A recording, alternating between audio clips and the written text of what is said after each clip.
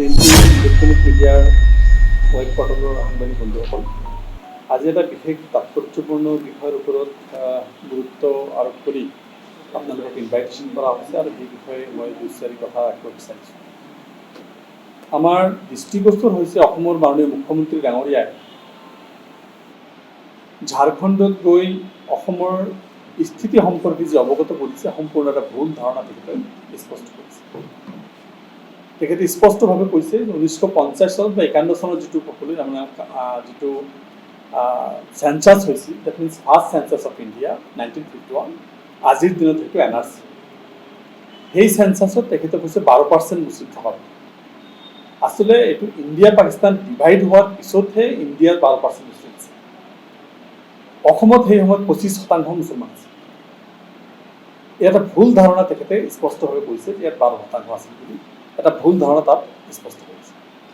আমাৰ কথাটো হ'ল যে আজি যিটো সময়ত অসমৰ 25% মুছলমান মানুহ আছিল, সেই সময়ত অসমৰ নাগালেণ্ড, মিজোৰাম, অৰুণাচল প্ৰদেশ, ত্ৰিপুৰা, মেঘালয়, সকলো উত্তৰ পূৰ্বাঞ্চল সকলো ৰাজ্য একেলগে আছে। সেই সময়ত অসমৰ মুছলমানৰ সংখ্যা আছিল 25%। আৰু 25% মুছলমান থকা ঠাইত সেই মুহূৰ্তত যিটো ইলেকশ্যন হৈছিল তাত 37 মুছলিম MLA আছিল। আজিৰ দিনত প্ৰায় 70 ইয়াৰ্ছ পিছত সেই 25%ৰ পৰা 40% হওঁতে এটা ডাঙৰ কাহিনী ইয়াত জড়াই আছে। সেই কাহিনীটো হ'ল এনেকুৱা যে 25%ৰ পৰা 40%লৈ আহোঁতে ইয়াৰ পৰা 6টা ৰাজ্য ওলাই গৈছে। আৰু এই 6টা ৰাজ্য, 4-5টা ৰাজ্য আমাৰ tribal state declare, except Tripura. Almost all ষ্টেটবিলাক ট্ৰাইবেল ষ্টেট ডিক্লেয়াৰ কৰিছে।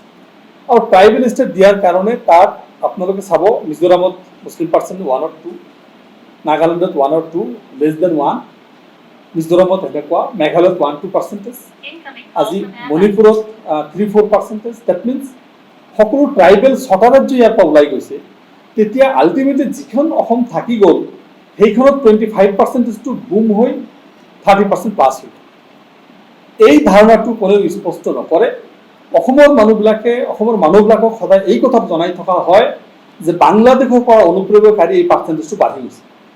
আচলতে ইয়াৰ পৰা ট্ৰাইবেল মানুহবিলাক যেতিয়া ওলাই গ'ল 6খন ৰাজ্য, তাৰপিছত কিন্তু ইয়াৰ মুছলমান সংখ্যাটো বাঢ়িলে। আদাৰ কাষ্ট যিবিলাক ওলাই গ'ল, যিখিনি থাকি গ'ল, মুছলমান সংখ্যাটো বাঢ়িলে। এইটো হ'ল মূল কজ। আৰু আমি এই কথাত ক'ব খুজিছোঁ, মুখ্যমন্ত্ৰীৰ সুৰ মিলাই এই কথাটো ক'ব বিচাৰিছোঁ, যেতিয়া 25%, তেতিয়া অসমৰ মুছলিম MLA আছিল 37 জন। আজি 70 ইয়াৰ্ছ পিছত যেতিয়া 40% হৈছে, আজিৰ দিনটোত মুছলিম MLA মাত্ৰ 31 জন। আৰু যিটো ডিলিমিটেশ্যন বনাইছে মাননীয় মুখ্যমন্ত্ৰী ডাঙৰীয়া, 30 বছৰৰ কাৰণে অসমটো ৰক্ষা কৰিলোঁ বুলি যিটো কথা কৈছিল, আৰু হিন্দুৰ কাৰণে 104টা, অসমৰ কাৰণে খিলঞ্জীয়াৰ কাৰণে 104টা সমষ্টি আমি ৰাখিব পাৰিম বুলি যি কথাটো কৈছে, ইয়াৰ মূল মন্তব্য এইটোৱে যে 40% হোৱাৰ পিছতো এই মুছলমানসকলে জিকিব পৰা সমষ্টিৰ সংখ্যা হ'ল মাত্ৰ 22টা। তেতিয়াহ'লে আপোনালোকে স্পষ্টভাৱে গম পাব কেনেকুৱা সাম্প্ৰদায়িক গেম মাননীয় মুখ্যমন্ত্ৰী ডাঙৰীয়াই খেলি আছে। আৰু আজি তেখেতে এইটোক লৈ যি ধাৰণাটো গোটেই ভাৰতবৰ্ষত বিয়পাব বিচাৰিছে যে ইয়াত মুছলমান জীৱন মৰণৰ যুঁজ চলি আছে, ইয়াত মুছলমানবিলাকে অসমৰ সাংস্কৃতিক নষ্ট কৰিব বিচাৰিছে। মুছলমানসকলেতো অসমীয়া ভাষাটো একচেপ্ট কৰিছে, অসমীয়া সংস্কৃতি একচেপ্ট কৰিছে। তেতিয়াহ'লে সাম্প্ৰদায়িকতা কিয়? আমাৰ ধাৰণা হৈছে মাননীয় মুখ্যমন্ত্ৰী ডাঙৰীয়াই এইবাৰৰ লোকসভা নিৰ্বাচনত যদিও UDF আমি এটা জিকা নাই, কিন্তু তেখেতৰ শংকিত হোৱা যেন অনুভৱ হৈছে। সন্মুখত পঞ্চায়ত নিৰ্বাচন আহিছে, 26ত বিধানসভা নিৰ্বাচন আছে। আমাৰ আগষ্ট, ছেপ্টেম্বৰ, অক্টোবৰত আমাৰ বাই ইলেকশ্যন হ'ব। তো সন্মুখত বাই ইলেকশ্যন আছে, পঞ্চায়ত ইলেকশ্যন আছে, বিধানসভা ইলেকশ্যন আছে। এই মুহূৰ্তত তেখেতে ডেভেলপমেণ্টৰ কোনো অংক সন্মুখত ৰাখিব নোৱাৰি, সাম্প্ৰদায়িক অংকটো তেখেতে সন্মুখত আনিব বিচাৰিছে। আৰু এই সাম্প্ৰদায়িক গেমটো খেলি বাংলাদেশৰ ভোটটো দেখাই, বাংলাদেশৰ ভয়টো দেখুৱাই মেজৰিটি মানুহ ভোট কেনেকৈ কুক্ষিগত কৰিব পাৰি, মেজৰিটি মানুহ ভোট কেনেকৈ ইনটেক্ট তেখেতে বিজেপিৰ লগত ৰাখিব পাৰি, তাৰ কাৰণে এটা কটু ৰাজনৈতিক খেল আৰম্ভ কৰিছিল মোৰ ধাৰণা হৈ আছে। সেইকাৰণে মই ক'ব বিচাৰিছোঁ যে এনেকুৱা সাম্প্ৰদায়িক ৰাজনীতি তেখেতসকলে কৰিছে। আমি দেখিছোঁ চেণ্টাৰ ষ্টেটে যেনেকুৱা ধৰণৰ ৰাজনীতি কৰিছে। আজি 370 জম্মু কাশ্মীরের যেটো ইস্যু হ্যাক হল, জম্মু কাশ্মীরের 370 রাজ্য সেপার মানে স্পেশাল যেটো স্ট্যাটাস ভাঙি দেওয়া হোক, মানে কেন্দ্রীয় শাসিত অঞ্চল করা হোক, সেপারেট স্টেট করা হোক।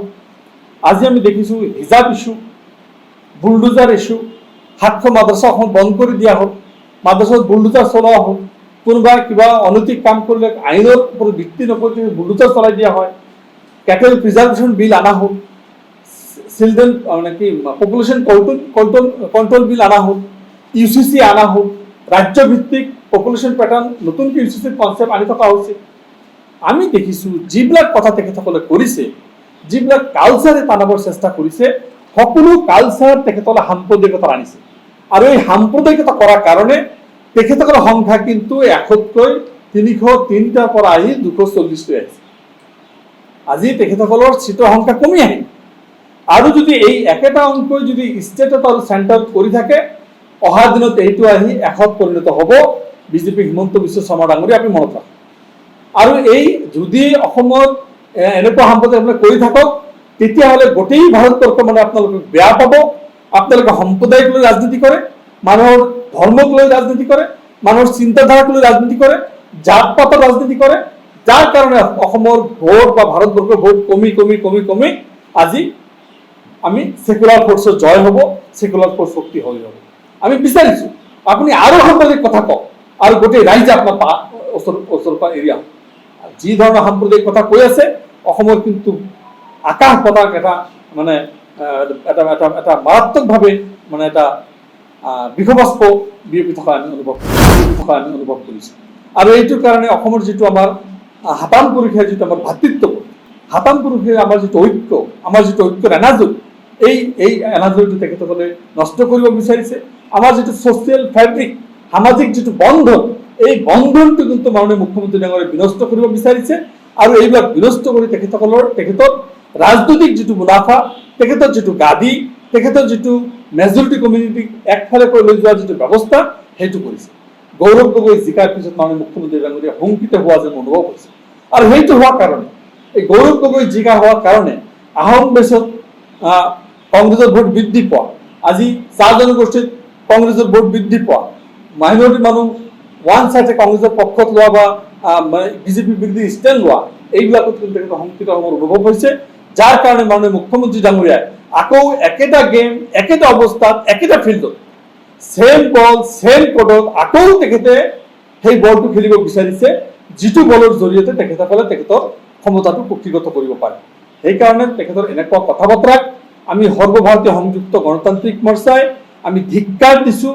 মাননীয় মুখ্যমন্ত্ৰী, অসমৰ প্ৰতিটো জাতি জনগোষ্ঠীৰ মুখ্যমন্ত্ৰী, অসমৰ প্ৰতিটো গাছপালাৰ মুখ্যমন্ত্ৰী, অসমৰ প্ৰতিটো জীৱ জন্তুৰ মুখ্যমন্ত্ৰী, এই অসমৰ মুখ্যমন্ত্ৰীজনে এটা বিশেষ জাতিৰ ওপৰত এনেকুৱা বিশেষকাৰ কৰিব পাৰে, এইটো ঘৃণনীয়, এইটোক আমি লজ্জানত হৈছোঁ।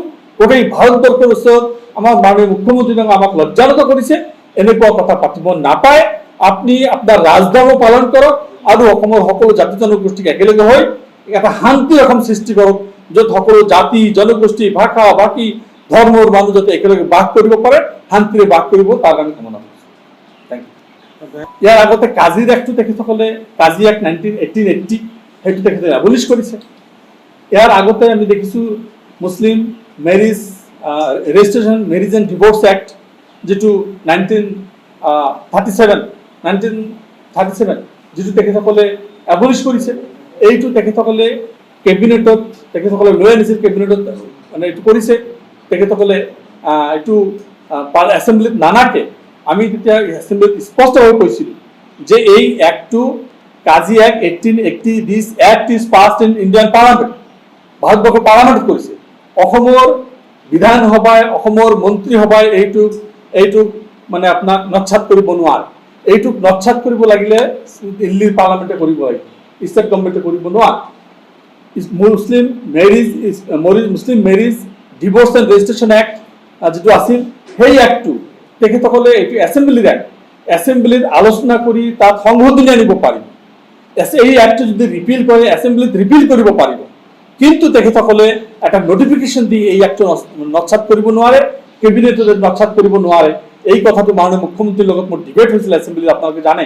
আৰু সেই ডিবেট মতে স্পষ্টভাৱে কৈছিলোঁ মুখ্যমন্ত্ৰী আৰু ষ্টেট এছেম্বলিৰ আমাৰ কেবিনেটৰ এইটো ক্ষমতা নাই ষ্টেট এছেম্বলি পাছ কৰা এটা আইন অমান্য কৰা চেণ্ট্ৰেল 1880 চনৰ এটা আইন কাজি এক্ট বা কাজি এবলিশ্যন কৰা যিটো আছিল এইটো অসম বিধানসভাৰ হাতত এই ক্ষমতা নাই এইটো দিল্লীৰ পাৰ্লামেণ্টত কৰিব লাগিব এইটো কলোনিয়েল এক্ট দুটা একটা কলোনিয়েল এক্ট দুটা একটা স্বাধীন ভাৰতৰ এক্ট নহয় পৰাধীন ভাৰতৰ এক্ট তেখেতসকলে কৰিলে ইণ্ডিয়ান পাৰ্লামেণ্টত কৰিব লাগিব এই কথাটো আমি স্পষ্ট হৈ তেখেতসকলক জনাইছো মই ভাবো এইবাৰ আকৌ যদি এছেম্বলিত আনে ইয়াৰ তৰ্জত বিৰোধ কৰা হ'ব ইয়াৰ আইনসংগতভাৱে আমি এইটো দাঙি ধৰিম ইয়াৰ বিৰুদ্ধে আমি লৰাই অব্যাহত ৰাখিম